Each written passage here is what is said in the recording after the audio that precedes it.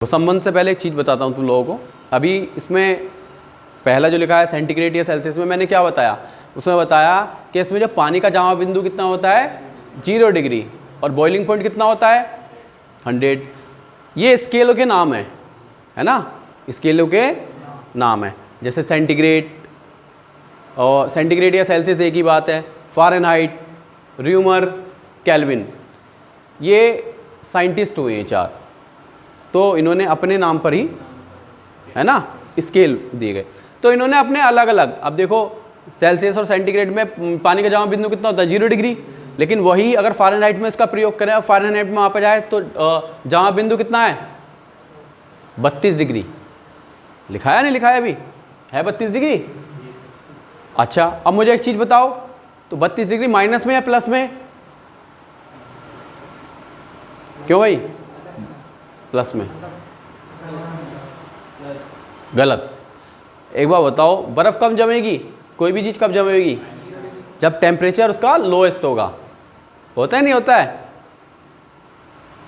है नहीं? तो -32 डिग्री जाएगा इसमें। इसका मतलब है -32 डिग्री पर जाकर कोई भी चीज़ फ़ारेनहाइट में जमेगी। अगर फ़ारेनहाइट स्केल होगा तो उस पर -32 डिग्री दिखाएगा। समझ में आई बात? और इस पर बॉइलिंग पॉइंट कितना है 212। तो जब फ़ारेनहाइट पे 212 फ़ारेनहाइट हो जाएगा तब जाकर उस पर चीज़ कोई बॉइलिंग, तब पता चलेगा कि ये बॉयल हो रही है। आई बात समझ में? अब इनके बीच संबंध क्या होता है ये इंपॉर्टेंट है और पूछा भी जाता है। कभी कभी सीधे वैल्यू पूछ ली जाती है, कभी कभी इनके बीच का संबंध पूछता है। तो देखो इसकी जो ये होता है C - 0 डिग्री अपॉन 100 डिग्री बराबर F - 32 डिग्री नहीं लिखेंगे क्योंकि फ़ारेनहाइट है ना।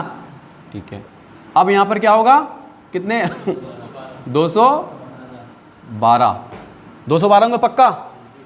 अभी मैंने क्या लिखाया है, क्या लिखाया है बताओ, क्या लिखाया है? पूरी लाइन पढ़ो, दोबारा रिपीट करो उसे लास्ट तक।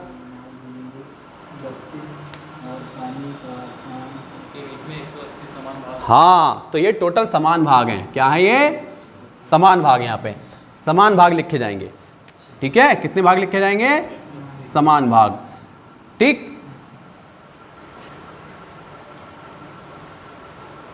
ठीक है, ठीक है।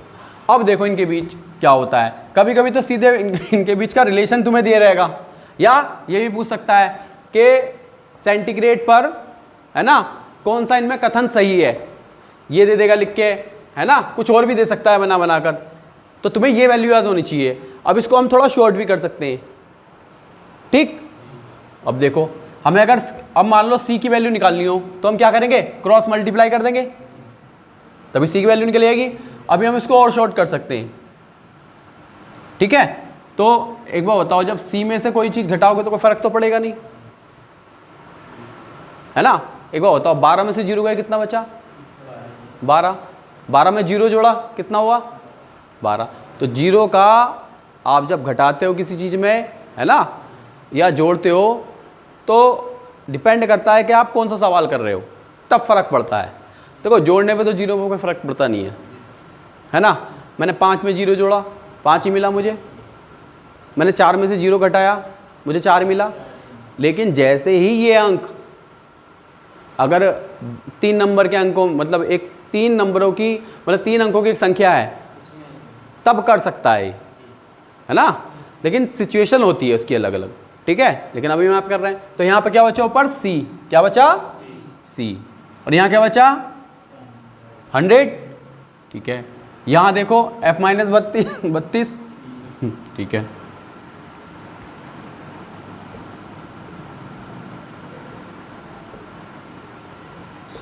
$180।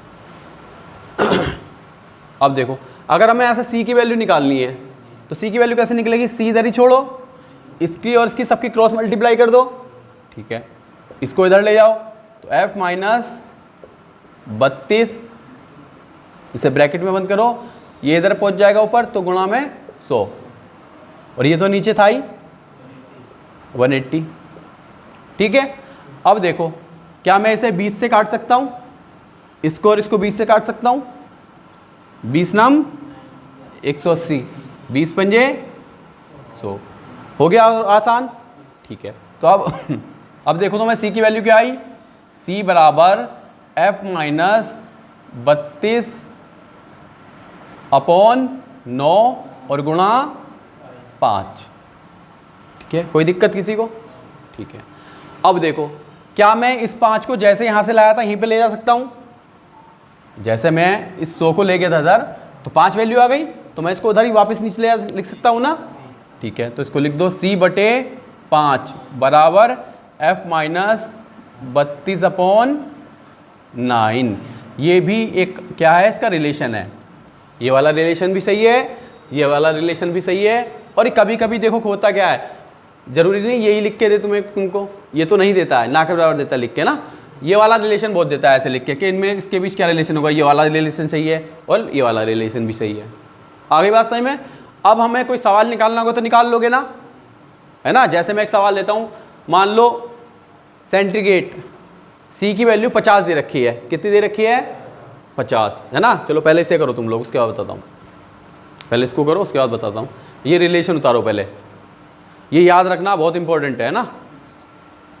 ऐसे क्या करेंगे हम, F की वैल्यू भी निकाल सकते हैं यहाँ से, है ना। F की वैल्यू भी निकल जाएंगे यहाँ से, इसकी क्रॉस मल्टीप्लाई करो इससे। ठीक है, बस अभी सवाल करेंगे उस पर समझ में आएगा ना। सवाल करते हैं भी।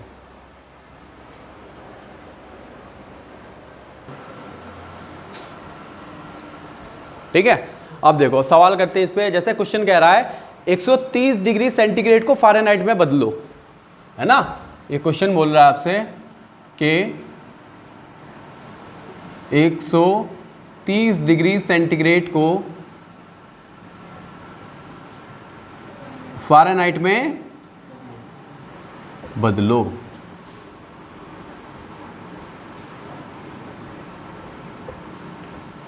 तो सबसे पहले हमारे माइंड में क्या आना चाहिए कि फ़ारेनहाइट और सेंटीग्रेड के बीच में क्या संबंध होता है। संबंध अभी बताया, क्या संबंध होता है बताओ। अभी सूत्र जो लिखा है लास्ट वाला, ऐसे 180 नहीं कहना है। क्या सूत्र लिखा है लास्ट में जो कंक्लूजन निकल के आया है वो बताना है।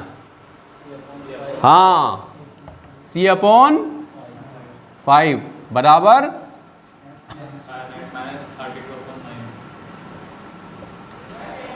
ये संबंध है ना।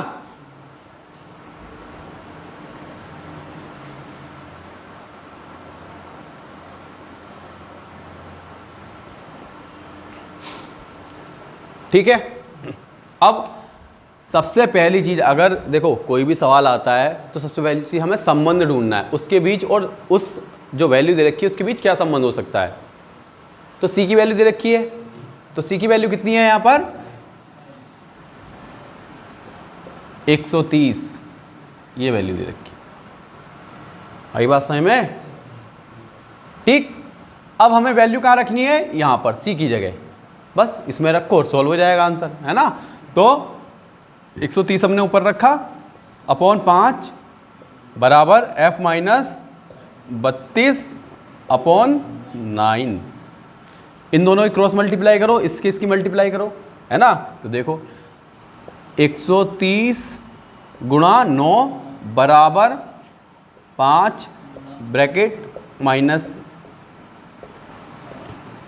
ठीक है, ठीक है, इसकी और इसकी मल्टीप्लाई कितनी आई बताओ जरा। 130 और 9 की मल्टीप्लाई कितनी आई, 13 नम्मा 117, 1170 बराबर इसकी अंदर मल्टीप्लाई कर दो 5F माइनस 32 पंजे 160, कितने में 160। ठीक है, हमें वैल्यू किसकी निकालनी है, F की। तो जिसकी वैल्यू निकालनी है उसको अभी उधर ही छोड़ो, बाकी जो एक जैसे हैं उसको एक तरफ ले आओ। तो ये क्या है 5F, क्या है ये 5F बराबर, ये 1170 था। ठीक है, ये माइनस था, इधर उसको उठा के लाएंगे तो प्लस हो जाएगा, प्लस 160। 5F बराबर 1170 और 160 कितने हो गए